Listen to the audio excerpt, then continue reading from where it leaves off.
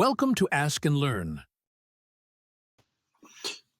Alright, so verify that the function satisfies the three hypotheses of Rolle theorems on the given interval, and then we're being asked to find all the number c's that satisfy the conclusion of Rolle's theorem.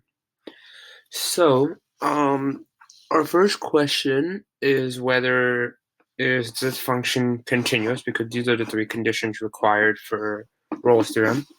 And if we look closely, we have a 1 over x, and 1 over this function is actually not continuous at x equals 0, because if you plug in x equals 0, you get 0 plus 1 over 0. So you get 0 plus 1 over 0, and any number divided by 0 does not, it goes off into positive or negative infinity depending on where you're coming in from.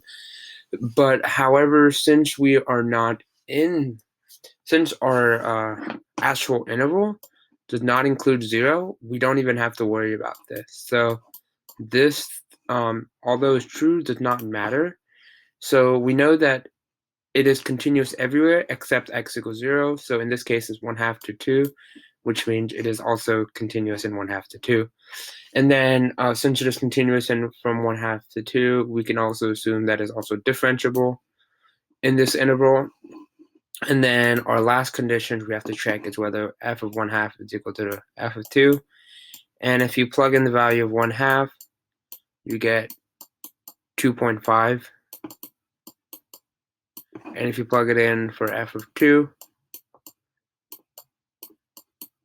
you also get 2.5.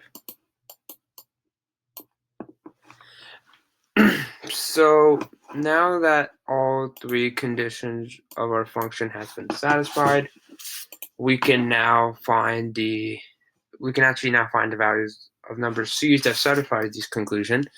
So all we have to do now is take the derivative f prime of x and set that equal to 0.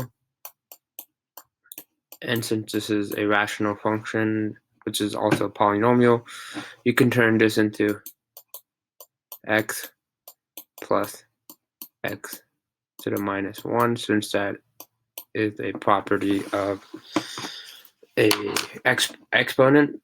And so this will give us 1 minus x minus 2. And we are being asked to set this equal to 0. We bring x to the negative 2 on both to the right side. Since that is a negative in our exponent, we put it to the bottom, and then we get x squared equals 1. And now we just take the square root on both sides.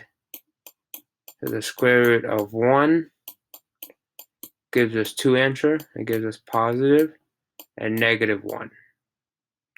Since our interval is in the positive side, so from 1/2 to 2, we don't have to worry about negative 1. So our c that satisfies this is just positive 1.